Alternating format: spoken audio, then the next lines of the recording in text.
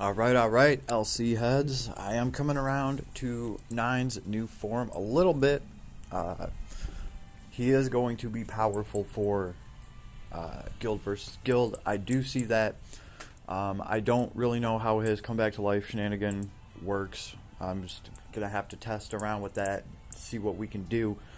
But the way that I'm looking at it, just his support attack and the fact that I'm looking at it, he can throw that support attack like once every 3 seconds or something like that, 3-4 seconds. That's actually not too bad. I was actually originally thinking it was going to be, I don't know, like 15-20 seconds or something like that. It was something that he was going to throw once in a while.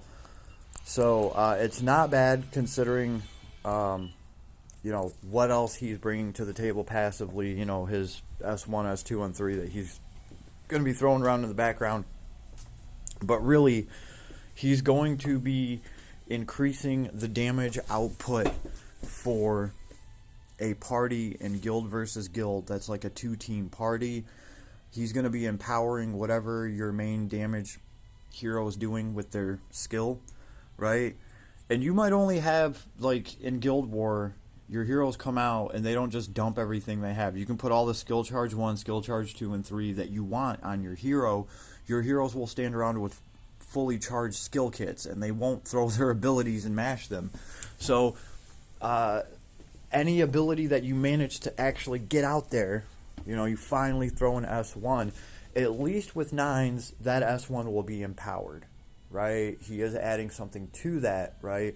And the fact that he can double tap that in a couple seconds, that's pretty cool too, because then if you do get lucky somehow and another hero throws another ability, chances are he will add some missiles to that. So for 2-3 hero teams for GVG, I think he's going to be pretty good. On top of that, the hit points, like, he is pretty damn tanky.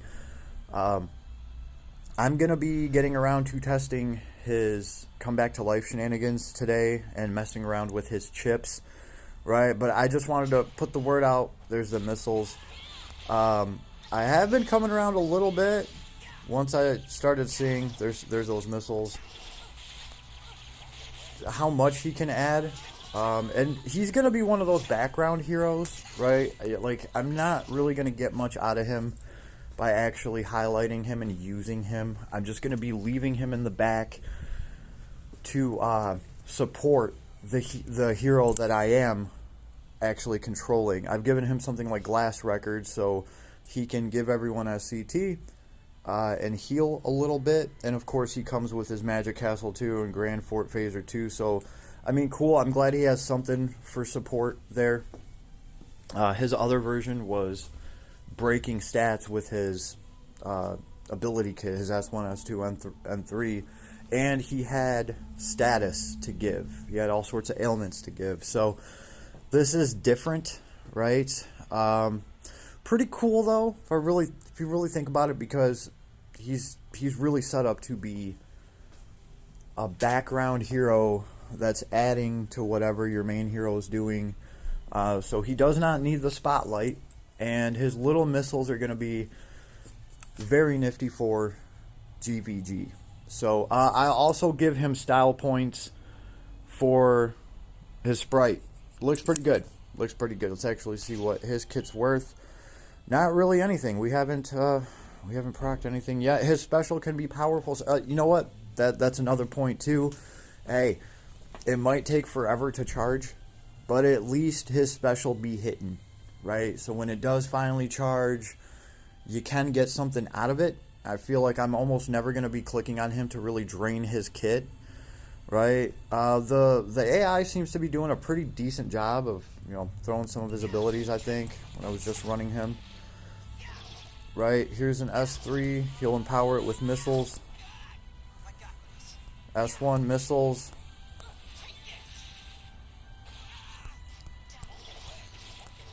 It's also one of those things. He is pretty quick. He zooms around pretty quick. Right, and the further away he is, the more damage he can do. So you just kind of place him somewhere. He flies over there pretty quick. He'll stand where he's at and just kind of support. do the little missile thing. So all in all, pretty cool. Pretty cool. He's growing on me. He's growing on me quite a bit. I gotta be honest here. I gotta be honest here. He's growing on me quite a bit. Now that I actually have him in the party and I'm seeing him use the little missiles and I'm actually getting everything out of him, I'm starting to kind of like rack the damage up, thinking about like, okay, he's got a skill kit which is just like average. Here's some damage, but then like how much damage is he adding to everything that 2P is throwing, right? Every 3 seconds he's throwing in an extra burst of missiles, and that's going to go on through the whole fight. You know, and then you switch over to your other hero and you're doing damage with that hero and draining their skill kit, you know, apple pied or whatever. And he's also adding to that, right? Because as soon as you switch to another hero and start using their skills, he's going to start supporting them. So how much is that worth in like a boss fight? You know, don't know yet, but it is pretty cool. It's a different way of running a hero. He is a passive hero. I'm glad they're thinking outside the box, right? So he does be hitting a lot harder when he's actually in the team, and you can really kind of... I don't think they put his best foot forward the way they presented him. And they you know, I get it. They don't want to change the unit challenge map where you're fighting something and they're showing you his skill kit and ability kit, but maybe a Pokel should have been brought to that to that fight or something, so you could actually switch over to the Pokel, throw some S1s, and you could see his little missiles working, you know, and get an idea of how often he's going to be supporting with that. So, again, it took me actually getting the hero and putting him in my party, and I might as well cover his gear, his paid gear as well. I did have to choose between one of them. Can you guys guess what I chose? I went with the Fighting Unit HO229 Gundam suit. That's like the whole point of this hero, right? And it does boost support attack buffs from the skill support up. So that does boost his little missiles, I think, right? So that was what to get for me. Plus, it gives him more of the hit points. I did not get his main weapon because I actually think, hey, look, the Ragna Blaster, right? Fire attack, anti-type damage, 15%. Now, he's going to be a ranged hero. He's going to be hitting people a lot with his basic attack. I might actually try to empower his basic attack and bring, you know, a whole 4 SC worth of killers for whatever I'm fighting. So his basic attack will get a little bit of a boost, right? And if I got any anti-type damage, I think this is going to work really well. This might even work better than his damn paid weapon, personally, I think. I'm looking at it. If you have the Ragna Blaster, it's a really, really good choice for him.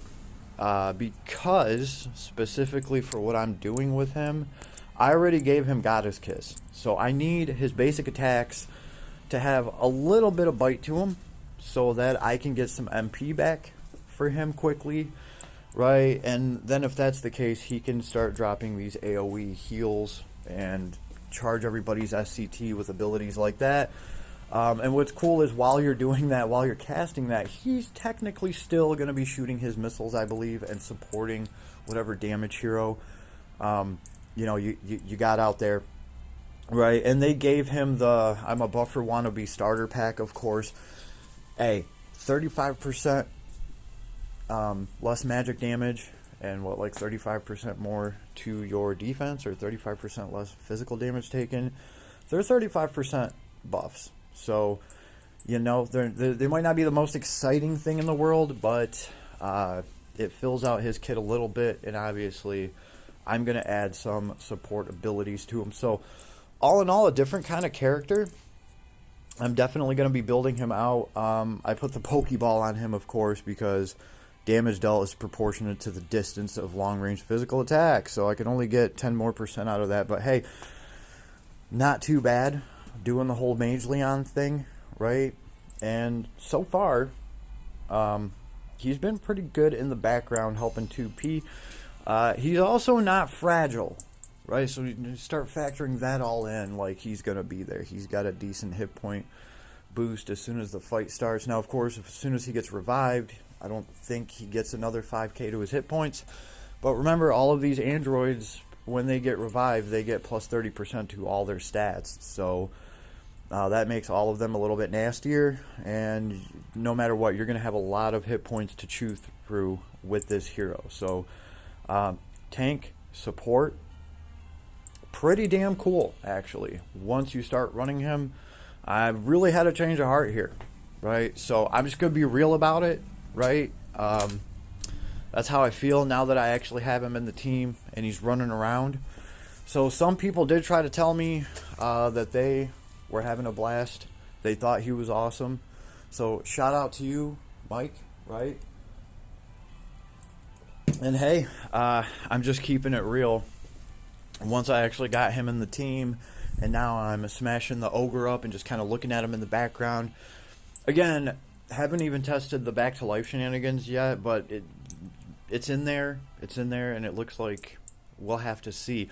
He could be like the worst fly in the ointment ever for GVG. I am gonna say that. I am gonna say that we'll really have to see how he plays out, but I'm gonna be building mine to the max just to throw him in there, and I think he's going to end up in a very little nasty team of 2. It might even be the straight android team. I mean, who knows? Everybody might have to start making a Machine Slayer character or two to have in the attack party, because these forts might be riddled with androids, right? We will have to see, but the sprite looks dope. I dig it. It's kind of grungy, right? Pretty cool. Pretty cool. I dig the sprite for sure. So let me know what you thought, and I will see you on the flip side. Have an awesome day, everybody. I hope you have the best of luck. Oh, that's right. We have the new arc. Well, I have the new arc to play around with now because I just got it. So I'm going to get in there, see what abilities I can learn from that. I think there's some kind of stun proof or something. Faint proof for counter. So 2P is going to be all over that. So I will be testing 9s, Gundam 9s. That's what I'm just going to call them, Gundam 9s, or 9s Gundam, because this whole fighting unit, HO229, type whatever, Flight Malaysia, like, I'm not going to be able to, like, yeah, it's always going to just be Gundam 9s. Alright, so here he is in all of his glory, pretty cool, on the DL, right? Oh, and he was just killing it with 2Ps. 2P's body. 2P's body. That can be her name. Anyway, I gotta actually go do some damn work now. Oh, bummer. Have an awesome day. I will see you on the flip side. And try to get some sun today. While it's still kind of warm, nice out. I mean, it is here in Michigan. Hopefully it is wherever you're at. Hopefully it's even nicer and warmer, right? And see you later. Bye, YouTube.